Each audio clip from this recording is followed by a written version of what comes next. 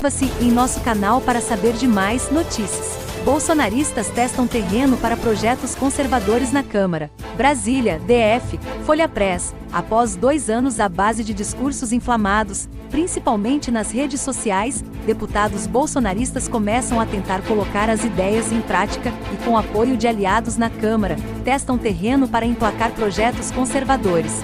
Diante do derretimento da popularidade de Jair Bolsonaro, sem partido, o presidente subiu ainda mais o tom de sua retórica, enquanto os aliados destravam a pauta conservadora, tudo com a intenção de animar a base popular mais radical e fiel ao bolsonarismo.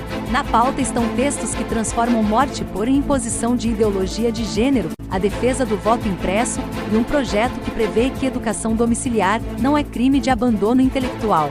Além disso, os esforços são aplicados também na tentativa de barrar propostas consideradas liberais nos costumes, como um texto que libera o cultivo de cannabis por empresas para a fabricação de medicamentos medicinais.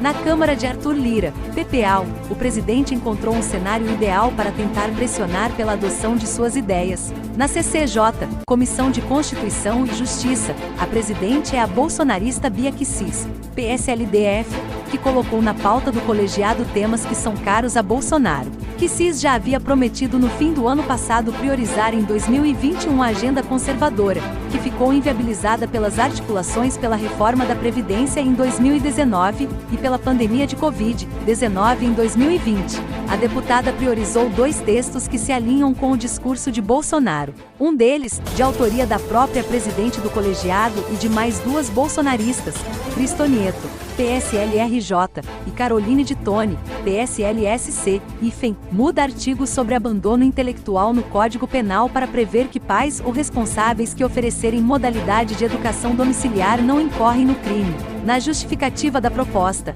as autoras afirmam que a prática não ofende o ordenamento jurídico por não ser conduta proibida por lei. As deputadas defendem que o homeschooling é um direito dos pais, por lei natural. Assim, são eles a escolherem qual ambiente é mais compatível com a realidade de seus filhos, tendo como critério o maior bem-estar das crianças no sentido de seu pleno desenvolvimento. A família tem a primazia na educação das crianças. A educação dada pelos pais é um direito natural garantido aos genitores, aliás, um dever gravíssimo a que estão obrigados pela lei natural. Tal lei antecede os direitos humanos, destacam. O homeschooling é uma promessa de campanha de Bolsonaro, que, em 2019, enviou ao Congresso um projeto para regulamentar o ensino domiciliar. A expectativa do governo era aprovar até o primeiro semestre deste ano o texto, pauta histórica de grupos religiosos, como um aceno à base de apoio cristã e ideológica do presidente. Na mesma comissão, Bia Kicis pautou um texto de sua autoria e dos deputados Carla Zambelli,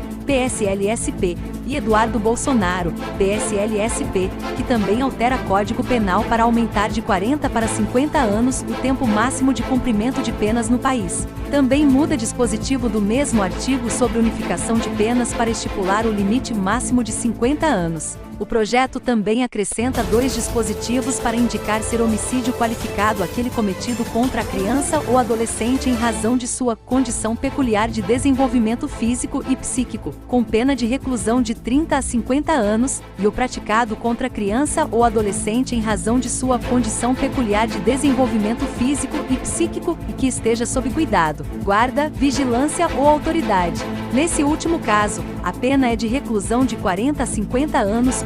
Os autores criam um item sobre morte para imposição de ideologia de gênero, com reclusão de 30 a 50 anos. Segundo o projeto, considera-se haver razões para a imposição de ideologia de gênero quando o crime envolve menosprezo ou discriminação ao sexo biológico, imposição de ideologia quanto à existência de sexo biológico neutro e imposição de ideologia para a inversão do sexo biológico.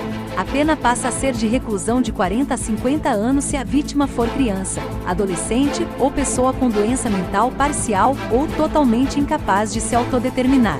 O projeto sugere que a norma seja conhecida como Lei Juan Michael, em referência ao menino de 9 anos morto e esquartejado pela mãe e pela companheira em 2019.